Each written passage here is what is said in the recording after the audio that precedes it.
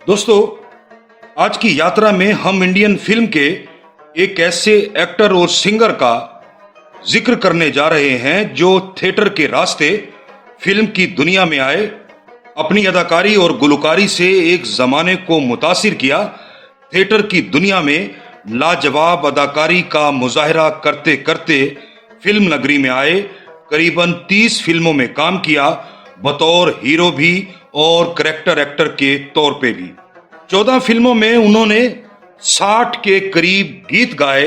बादअज़ां उनकी ऐसी कायाकल्प हुई कि मोह माया की दुनिया छोड़कर दरवेश हो गए, खुदा से लौ लगा ली और बाकायदा तसव्वुफ के रास्ते पर चल पड़े। हम बात कर रहे हैं 1930, 40 और 50 की दहाई के मारूफ अदाकार और गुलकार अशरफ खान साहब की, जिन्हें मास्टर अशरफ खान के नाम से भी दुनिया जानती है। फिल्म हिस्ट्री से मोहब्बत करने वालों के लिए मास्टर अशरफ खान की कहानी में बहुत सी हैरानियां हैं कि कैसे एक फिल्मी अदाकार अपने अंदर की दुनिया बदल जाने पर एक ऐसे मकाम पर आ बैठा जहां लोग उसे अकीदत से देखते थे और उसकी मोहब्बत का दम भरते थे। अशरफ खान साहब, जिन्होंने शोबिस की दुनिया में बहुत सी कामयाबियां समेटी, उनके बारे में हमने रिसर्च की तो पता चला कि बहुत से फिल्मी तस्करे उनके जिक्र से खाली हैं। मास्टर अशरफ खान के एक अकीदतमंद दिनकर राव, जो मुंबई रेडियो से मुंसलिक थे, ने उनके बारे में बुनियादी मालूमात फ्राहम की हैं। इस वीडियो के आखिर में हम आपको बताएंगे कि मौसीकार आजम नौशाद साहब ने भी अपनी बायोग्राफी में अशरफ खान साहब को बड़ी मोहब्बत से याद किया था। दिनकर राव लिखते हैं, अशरफ खान 1901 में इंदौर में पैदा हुए। ये अभी 7 साल के थे कि इनके वालिद का साया सर से उठ गया। यूं बेवा माँ और एक बहन की जिम्मेदारी इनके कांधों पर आ गई। इंदौर में उन दिनों रेसलिंग के मुकाबले होते थे, जिनमें बड़ों के साथ साथ बच्चे भी हिस्सा लेते थे। इन्होंने कुछ अरसा रेसलिंग को बतौर पेशा अपनाया, कुछ अरसा चरवाहा बनकर भेड़ें भी चराते रहे। इनकी आवाज शुरू से ही अच्छी थी, भेड़ें चराते हुए भी गाते थे। एक शाम ये मज़ाफात से लौटते हुए ऊंची आवाज में गा रहे थे। साथ ही एक गुजराती ड्रामा कंपनी का पड़ाव था। ड्रामा कंपनी के मालिक ने पूछा, वो ड्रामा कंपनी में काम करेगा? उन्होंने हाँ कर दी। यूं ये गुजराती ड्रामा कंपनी में शामिल हो गए और छोटे छोटे किरदार अदा करने शुरू कर दिए।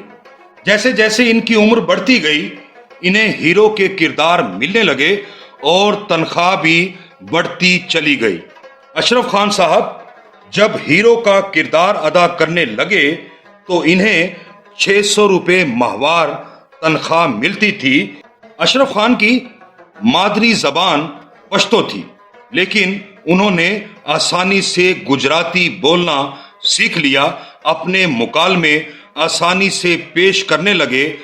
इन्होंने स्टेज ड्रामे पृथ्वी वल्लभ में रिकॉर्ड तोड़ परफॉर्मेंस दी और 3000 शोज में हीरो पृथ्वी वल्लभ का किरदार अदा किया।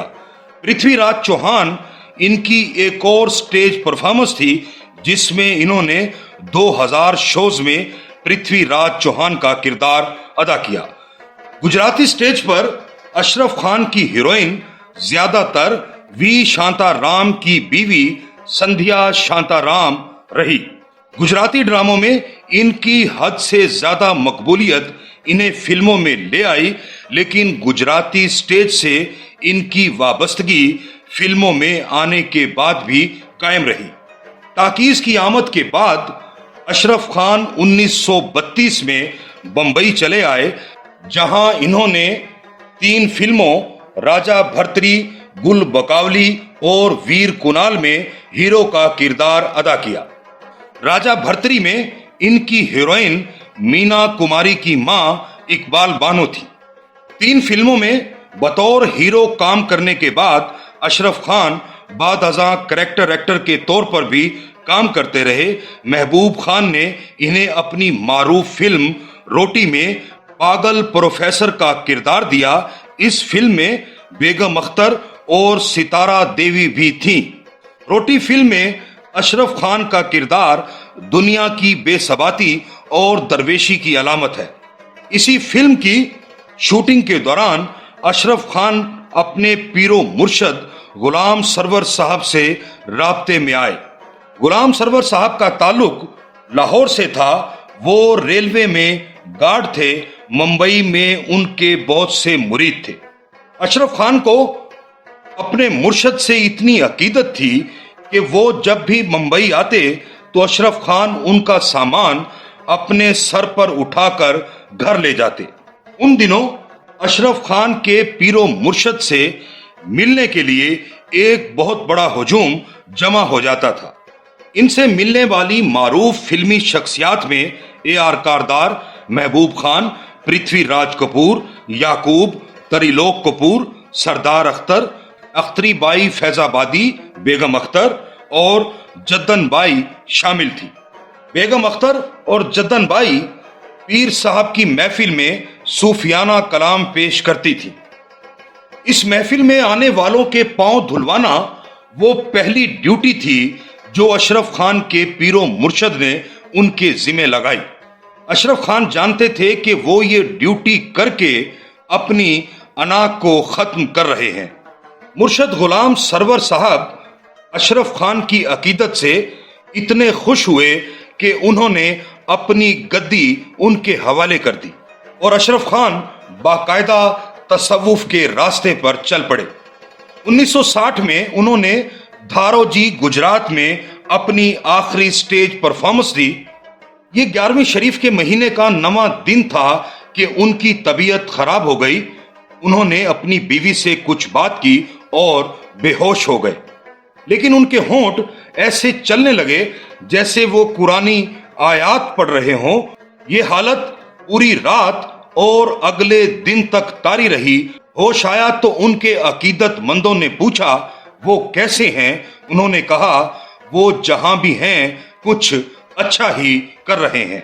11वें इस्लामी महीने की 11 तारीख को अशरफ खान की वफात हो गई। उन्हें गंजे शहीदा में दफन किया गया, जो अहमदाबाद और दिल्ली हाईवे पर दाना लमडी के इलाके में वाक़ है।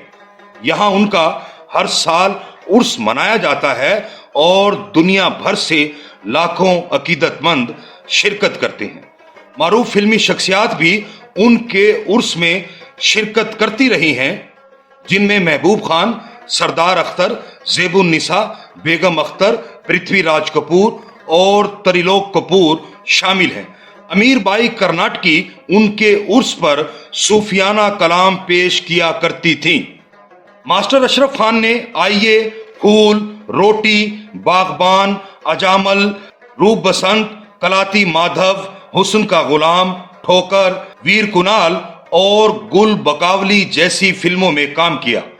फिल्म बागबान के लिए गाया हुआ इनका गीत रो रो नैन गवाऊं सजनवा आन मिलो एक कमाल का आइटम है जो आज भी इंटरनेट पर सुना जा सकता है।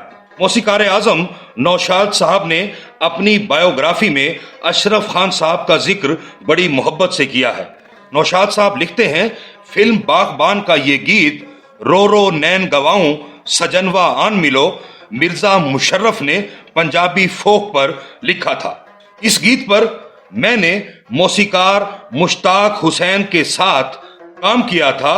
ये गीत अशरफ खान मरहूम की आवाज में रिकॉर्ड हुआ था और उन्हीं पर पिक्चराइज किया गया था।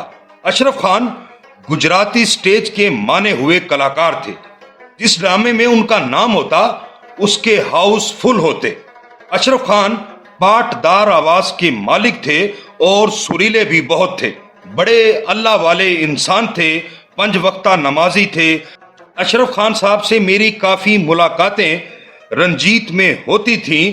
कारदार उन दिनों रंजीत में आकर उनके लिए फिल्म ठोकर बना रहे थे। फिर अशरफ खान साहब फिल्मी दुनिया छोड़ गए। एक बुजुर्ग से बैत हुए, गोशा नशीनी इख्तियार कर ली और लोगों को बहुत फैज़ पहुंचाया। दोस्तों, ये थी हमारी आज की यात्रा। अगर आपको हमारी ये यात्रा पसंद आए तो अपने दोस्तों से भी शेयर कीजिए और हमारा चैनल भी जरूर सब्सक्राइब कीजिए।